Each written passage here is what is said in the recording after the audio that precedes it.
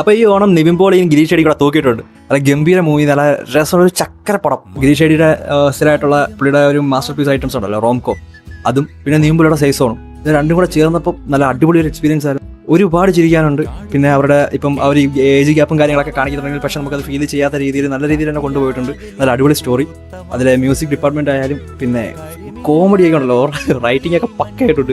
നല്ല ഇഷ്ടംപോലെ കോമഡി ഉണ്ട്, ചിരിക്കാനൊക്കെ ആയിട്ട്. ചിരിച്ച് നമ്മൾ സുരേഷ് കൃഷ്ണനുണ്ട്, സംഗീത്, അതേപോലെ സുബിൻ, പിന്നെ നമ്മുടെ JK ഷാമില്ലേ, നമ്മുടെ പ്രൈമറിയുള്ള JK, അപ്പോൾ ഓവനൊക്കെ ഉണ്ട്. അപ്പം എല്ലാവരും കൂടെ ചേർന്ന് അടിച്ച് പൊളിച്ചിട്ടുണ്ട് പടം. അതേപോലെ ക്ലൈമാക്സ് ആയാലും ഇതിനകത്ത് കുറച്ച് ഫൈറ്റ് സീൻസൊക്കെ വരുന്നുണ്ട്. അവസാനത്തെ ഷാമിൻ്റെ സീനൊക്കെ വളരെ കിടിലമായിരുന്നു.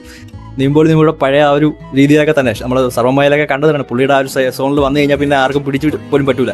അതേപോലെ മമിതയുടെ ക്യാരക്ടർ ആയാലും ഒക്കെ നല്ല രസം ഉണ്ടായിരുന്നു. ശ്രിന്ദ ഉണ്ടായിരുന്നു, മീനാക്ഷി ഉണ്ടായിരുന്നു, അങ്ങനെ കുറച്ച് ക്യാരക്ടേഴ്സൊക്കെ വേറെ ഉണ്ട്.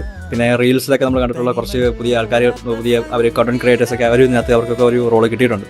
ഒരു പക്ക ഒരു ഫാമിലി മൂവി, എന്തായാലും തൂക്കിയിരിക്കും. ബ്ലോക്ക് ബസ്റ്ററാണ് പടം. അതുപോലത്തെ ഒരു സ്റ്റോറി ആയാലും മേക്കിങ്ങിലായാലും എല്ലാം നല്ല രസമുണ്ട്. നല്ല അടിപൊളി ഒരു ഫാമിലി പടം കേട്ടോ.